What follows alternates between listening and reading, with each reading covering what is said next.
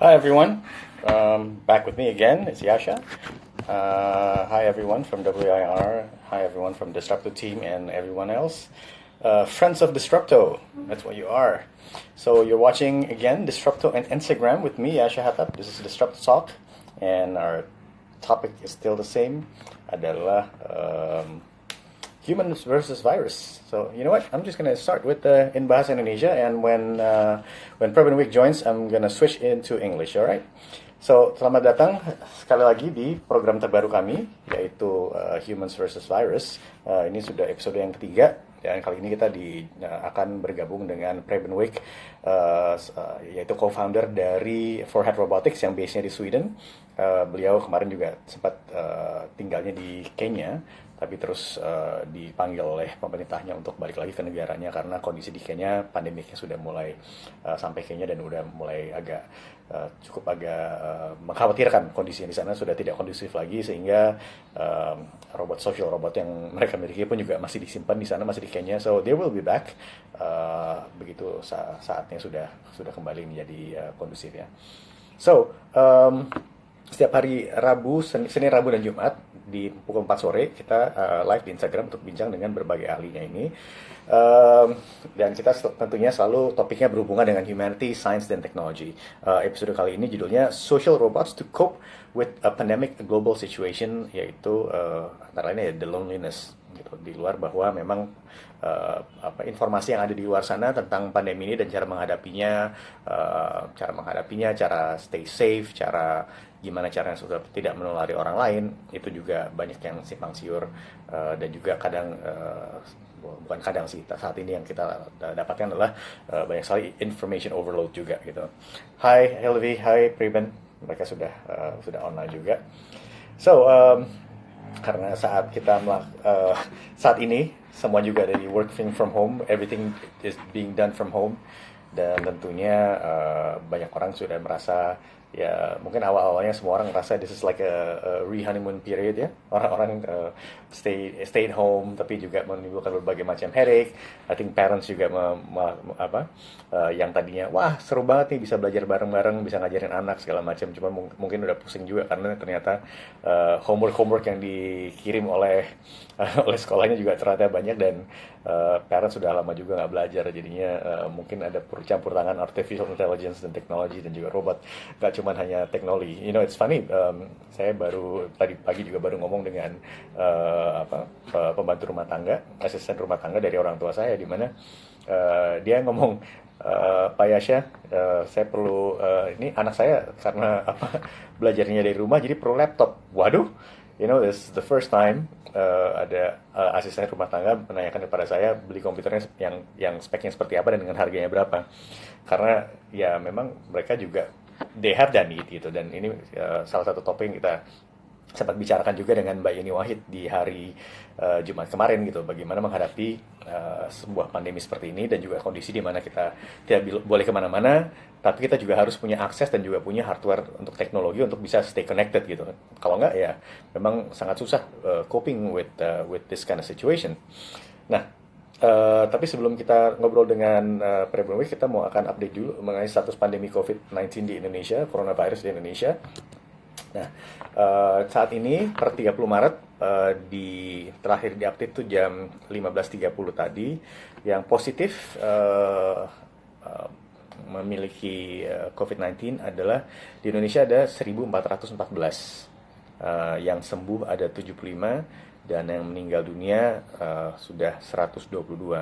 Nah, ini death rate-nya di Indonesia memang nggak main-main ini, tingkatnya cukup tinggi dibandingkan sama negara-negara lain yang mungkin kalau lihat dari kasus-kasusnya dan juga kita lihat dari masyarakatnya, negara-negara seperti Korea Selatan, Jepang, dan juga Jerman contohnya, itu death rate-nya itu low sekali. Saya kemarin ngobrol juga dengan teman di Jerman, dan dia ya memang di sana 0,67% death rate-nya. Jadi again, ini di luar dari fasilitas medisnya, tapi juga dari compliance dari orang-orangnya, and everybody a lot of people need to be tested, and I think we're falling behind in that aspect juga gitu.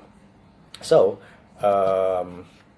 Dan juga ada beberapa berita terbaru nih kita ingin update juga di mana Pemprov DKI, if you live in Jakarta, Pemprov DKI sudah menyediakan puluhan wastafel portable dan juga dilengkapi dengan hand sanitizer di tempat umum. Dan Jakarta juga mengumumkan bahwa darurat COVID-19 diperpanjang hingga 19 April. Nah, 19 April itu udah deket banget dengan bulan puasa, guys. Dan juga nih dari PT Kereta Api Indonesia telah membatalkan 28 perjalanan kereta api jarak jauh dari Jakarta selama 1 bulan antara 1 April sampai dengan 1 Mei. Nah itu again itu sudah masuk ke dalam bulan puasa. Jadi dengan adanya juga himbauan ini ya dari Gubernur Jawa Tengah juga untuk yang tidak menginginkan, yang mengimbau masyarakat untuk tidak mudik. This is going to be another issue tentunya, dan nah, semoga kita semua juga bisa menanggapinya dengan bijak juga. Nah, yang menarik juga adalah selama ini kita mendapatkan data-data bahwa penderita dan juga korban COVID-19 ini kebanyakan adalah lansia di over 70 years of age, di atas 70 tahun. Nah, tapi sekarang penderita justru di rentang usia 20 sampai 29 tahun. So, if you're in that age dan kita masih ngerasa sehat-sehat, ternyata kita juga umur 20 sampai 29 itu juga masih rentan gitu. Mungkin juga ini juga bahaya karena mungkin baru ketahuan nanti belakangan karena biasanya paling ngerasanya aduh ini cuma sakit biasa, flu biasa segala macam. Cuman minuman kayak tolak angin atau antangin dan sebagainya, tapi ternyata ini bisa sesuatu yang parah. Dan juga masyarakat Indonesia semakin mendesak agar pemerintah melakukan karantina wilayah. Nah ini kemarin kita juga cukup heboh ya mengenai ada surat-surat yang beredar di WhatsApp dan juga di sosial media bahwa akan dilakukan pembatasan wilayah seperti yang dilakukan juga di beberapa kota yang lain. Yang telah dilakukan kemarin itu ada di Tegal, di Malang, itu udah pembatasan dari jalan raya juga sudah dilakukan. Dan juga kalau weekend lalu mungkin kalau kita memantau sosial media, which you shouldn't, not too much, karena itu bisa memberikan efeknya juga bisa sangat negatif. It will make you very paranoid nantinya.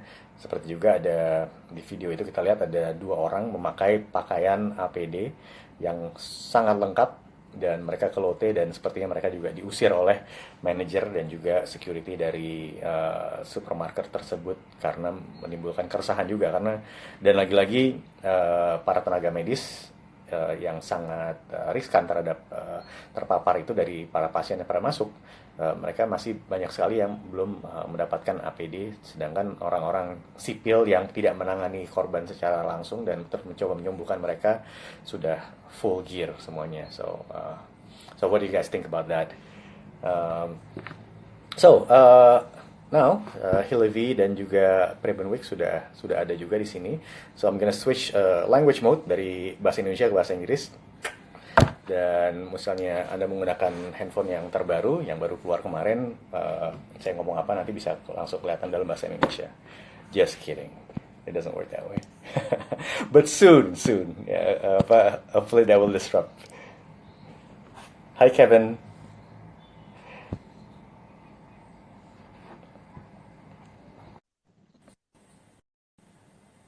Hi everyone yang baru saja join. Yeah. Hello? Hi. Can you see me? Yeah? Hi. Yes, I can see you. Hi, All right. Preben. Good. How are you? I'm very good. Terima kasih, Asha. Pak Preben, sudah bisa bahasa Indonesia ya. Hey, so you just got back. You just returned to Sweden from Kenya. So, Yeah. I guess Kenya, the situation in Kenya is becoming more. It's become more serious, yeah? That's why you have to go back. Yeah. We were advised by our embassy and the principal of the school where we work to go back.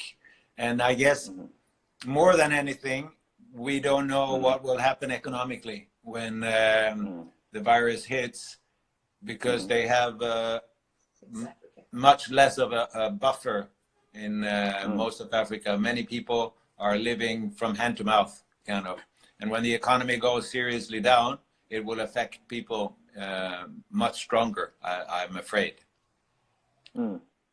Okay.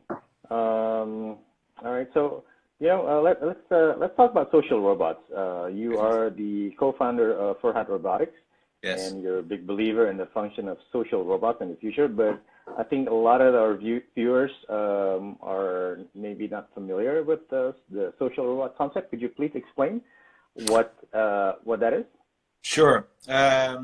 So robots in general is a very wide term, but it's used for some kind of automation of things where a machine is doing things instead of a human, and then you add the word social to it, then it's a machine that is doing social functions.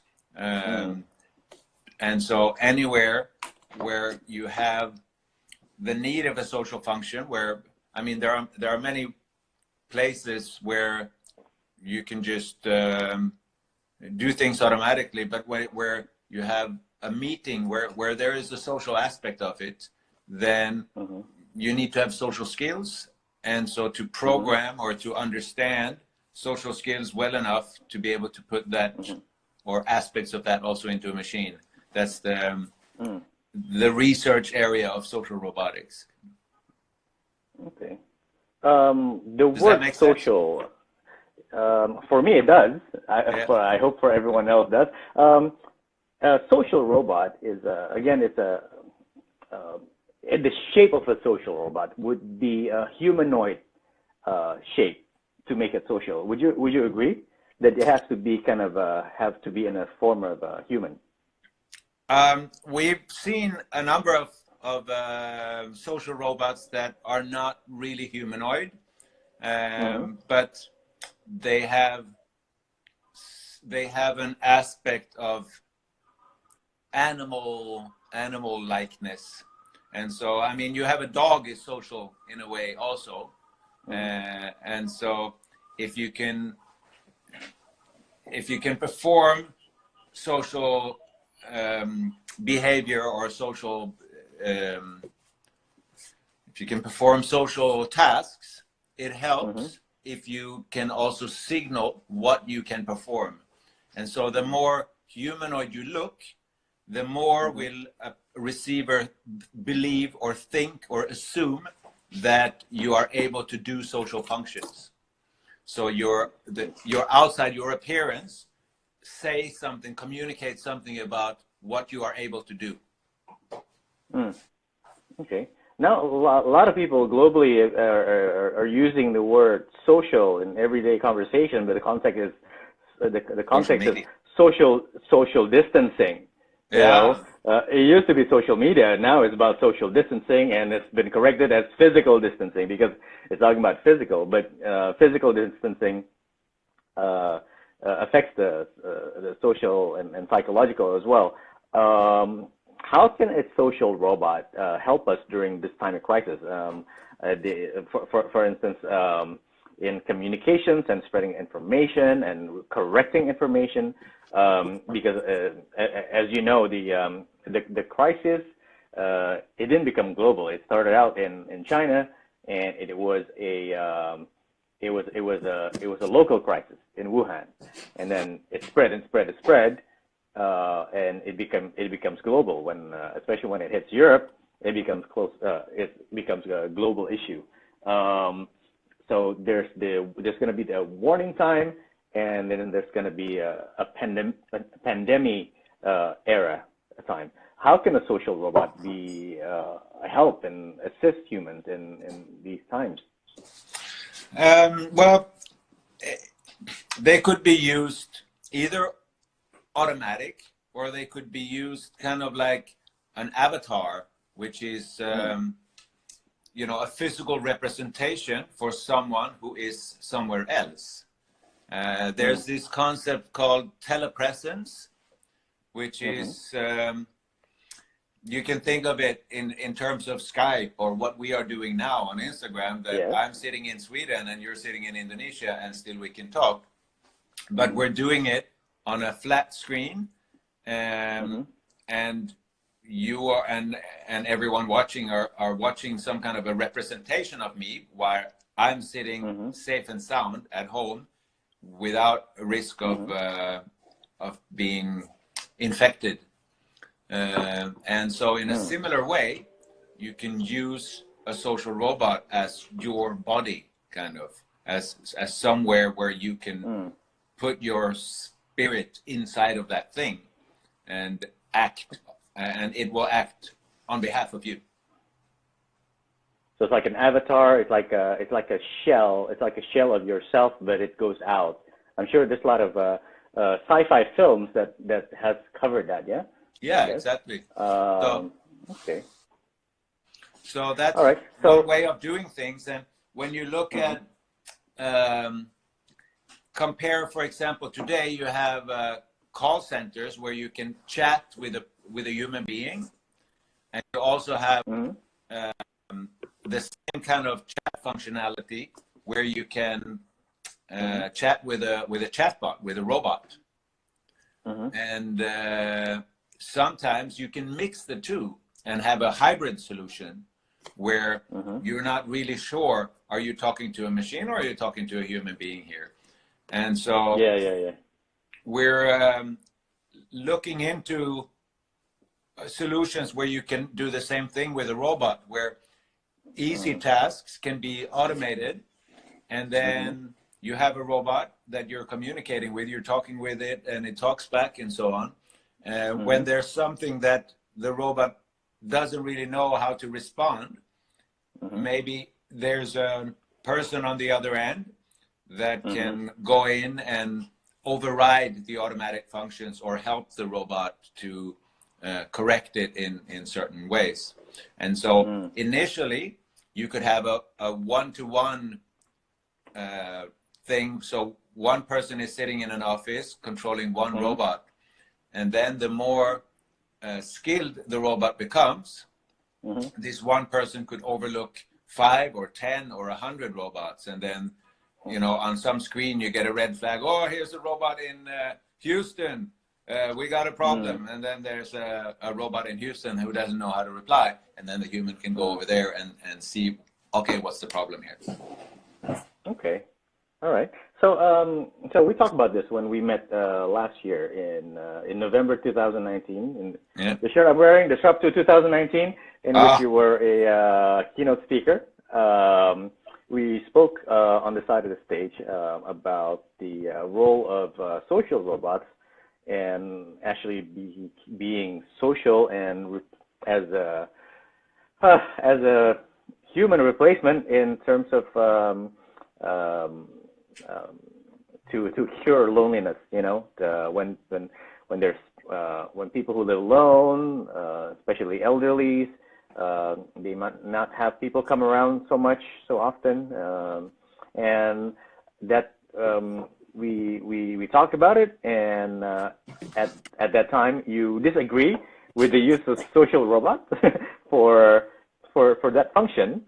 But now we are in a situation in which most people cannot even visit if they're not living with their parents or the elderlies, and the elderlies live alone and they have no one to talk to. Would this be wouldn't this be a good idea for that? Sure. And as far as I remember, I mean, I didn't really disagree on the function, but somehow I think I reflected a sense of sadness that we should send our elderly, the lonely elderly, we send them away somewhere in an elderly home, and we don't bother to visit them, and we just put some robot there to talk to them instead. I find that a little bit sad. But of course, in a way you can do, like we talked about the hybrid thing. It doesn't disqualify. You can come visit your mother and father, and then when you're not there, you can have other types of company as well. Like for many people, the TV is a company, so it could be a supplement, a complement. And yes, today, where we are putting ourselves in quarantine, it's a great example of where people are left alone, and you have different types of functions that a social machine or a social robot then can do, and so all kinds of quizzes and information providers and just someone to talk to is quite possible. Okay, is this well, currently the news is flooded with news on the number of victims, number of recovered patients, where the pandemic has spread and things like that, and it's gonna go like that for a while, because as you said, the news about the coronavirus going into Africa, it's just it's just becoming big, just recently. What about the technology itself? Do you think the social robot as a technology, as a future technology, it's already here, and do you think it's gonna gain some traction now that people are living in self-quarantine? And do you think there's going to be more demands for it and more people talking about it? I think it's an eye-opener in ways that we didn't think about before. And so for many people, it will be like, oh my God, here's a solution to something that this was never a problem before. And then we didn't look for a solution either. And so in the same way where, in Sweden, we have a situation where we used to have, say, a hospital that used to have 5,000, what are they called, these lung... respirators? Respirators, thank you. Yeah, we used to have, this area used to have 5,000, and then, they tried to save money, and so they sold them off somewhere, and now we only have 200. And then because we haven't had a need for that many, and then all of a sudden it's like, oh my God, what a mistake! We should have kept them, but it didn't feel like there was any urgency, and for the longest time we just went along not needing it. And the same goes with different types of research or development, that they reflect the situation we are in. And now that we're in a very different situation, we demand or we need solutions for different problems. And so clearly social robotics has the possibility to offer new and innovative solutions to problems that we didn't see as a problem before. And there's a lot of people who just joined. Okay. Social robots such as Furhat, can it also be can it also function as a symptom analyzer if you put it out there? Because now a lot of people are getting sick because of reading reading the news. A lot of some psychosomatic effect happening. People read about it and they start getting sick. I saw a video about the spread of disease, and I couldn't sleep. My heart was racing. It's like, oh man, I may be sick, or I may be a carrier. And there's reports that people who are actually not sick reporting symptoms. Right. Now I have to cough. Hang on. I'm okay. See, talking about it make me sick. Yeah. All right. Well, it's a good thing we're continents apart. But so the social robot can function as a how can it work? Can the social robot be replace doctors? Yeah. Now, what we do know is that this is not the last pandemic we're going to have. This one's going to go away, and at some point a new one is going to come up. And there has been people with a warning flag for the longest time saying, like, the biggest crisis for humanity will not be a meteorite coming and crashing into the earth, and it will maybe not be a war, it will not be this and that, it will be a virus infection. And people don't really pay attention until it hits them. And now it hits us. And now we should learn what we can do for the next time, or remember. Then I know humanity and people are very good at forgetting also. So maybe, a year from now, this whole conversation is going to be like, oh, now, no, we're having new challenges and so on. But yes, I think if we had the technology and it was there and it was ready, you could imagine a situation now where there are social robots in a room that are not being, that doesn't get the virus, and where people can come and test themselves, or it could get some kind of a diagnosis analysis. And like I mentioned before, you can have a hybrid solution so that most of the things are done automatic, and one doctor can take care of 100 robots. And when there's something special that we haven't programmed ready yet, there's a human being overlooking and overseeing what's going on, but he can be much more effective and reach out to many more people by having this type of tools. So I think that's well worth investing in. Once we rest and settle and get over this, we can be prepared for the next wave, or the next virus, or whatever. Okay, since you mentioned that, what are you preparing? What are you and Furhat Robotics are preparing for the next outbreak, or for this one? Because this one will go on for a while. It seems like it, because it's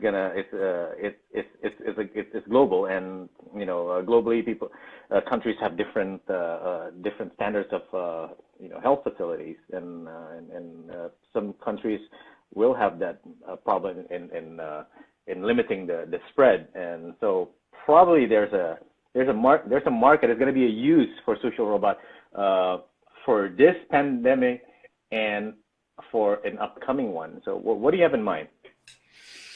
I think the idea of telepresence is attractive, and then the idea of having it, like I mentioned, to be able to build it so that it's a hybrid solution that can be partly automatic, partly overlooked by a human, or a human can go into that machine and you can use it like an avatar.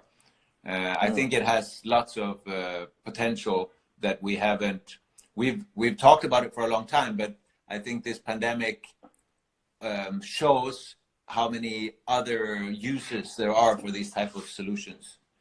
And what we have, the special thing about the Furhat robot compared to many other robots, is that it's very easy to make a robot that looks like a real person. We can make a mask and a texture that looks like you, and then it will have the look and feel of Yasha, much easier than a mechatronics robot that cost $1 million to make it look like Yasha and move like Yasha and so on. So if you want to have something that has that personality look to it, then our solution is very special.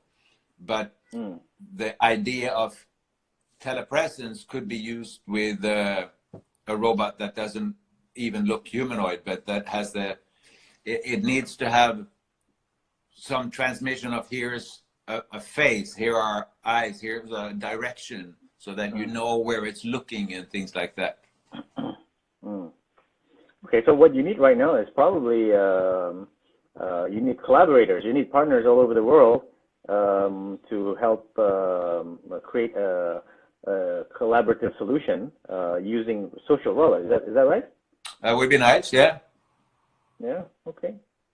Great. So if everybody's tuning in, and I think that's what we need. I think that's what I think the world needs a lot of help right now and for the future. And we, like you say, we need to prepare for the next one, whatever it is, because we know it's possible. Force majeure, this type of force majeure, global virus pandemic, it is possible. We thought it was going to be a zombie apocalypse, but not really. It's not a meteor coming in. It was not Y2K. Remember Y2K? Yeah. Something that has been occurring in human history for a while. Or you had the Spanish flu, you had the Black Plague, you got everything. Now you got the now we're living that history, unfortunately. Yeah. And if we imagine a similar situation in the future where we are well prepared, then what would we do? How, like, if we dream up the perfect society to handle a situation like this in the future, the next pandemic that comes, what are the things that we would like to have in place? And so if we think of that and list that, then of course a quick way to be able to test as many people as possible, so that we know we can track and we can isolate the people who get the disease. Then we need to, in that situation, to have all these solutions, and where the avatar, the telepresence idea is one of the things that needs to be part of that solution. Okay. Do we have any questions?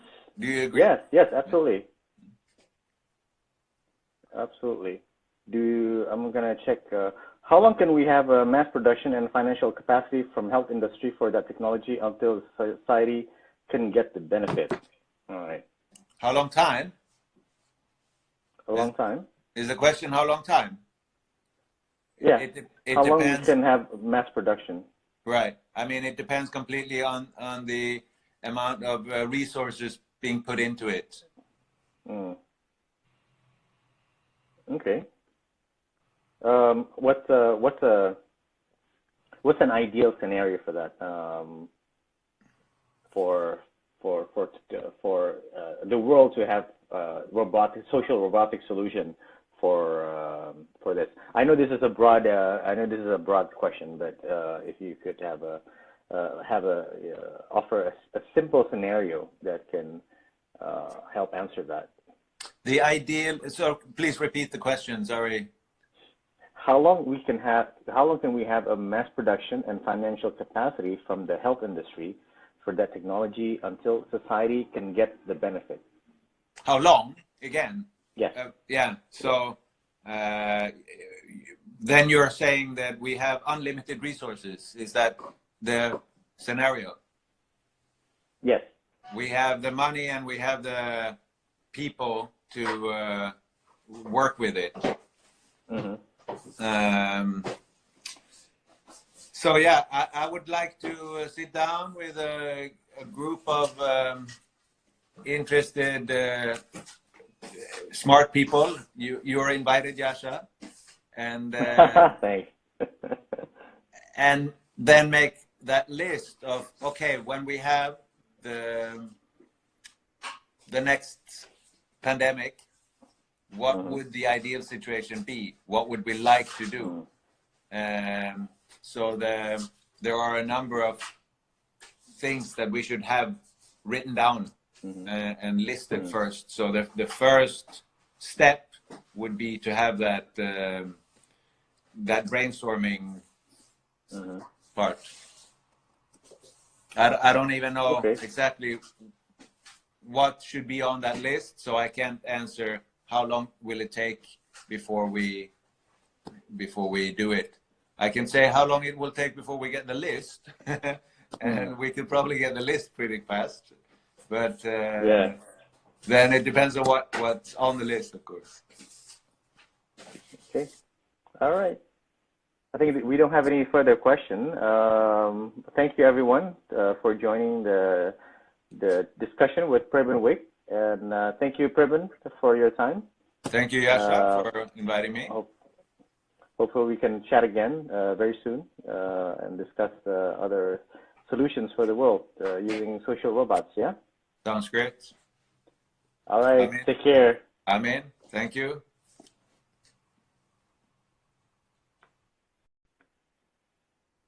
Ya, tadi itu adalah Preben Wik. Dari Furhat Robotics. Beliau adalah co-founder dari Furhat Robotics yang baru saja pulang kembali ke negaranya karena dia sebelumnya memang dia berdomisili di Kenya dan kondisinya mulai tidak kondusif di sana. So thank you everybody yang sudah join. Ada Julie Wina, ada Kelvin, ada Ibu Julia dan yang lain-lainnya. Kita juga hari Rabu kita akan kembali lagi. Thank you Pak Daniel. Hari Rabu kita akan kembali lagi jam 4 sore, 4 p.m. And we're gonna be talking to Astrid Prayogo, founder dari Good Foods Indonesia. Bukan GoFood, Good Foods Indonesia. She's gonna be talking, she's gonna be sharing her experience dari Guangzhou di China, and we wanna check up on her and see how things are di sana dari pandang kacamata orang Indonesia. Dan sekian Disrupto Talk hari ini, Humans versus Virus. Hopefully we'll overcome the virus very soon. Take care.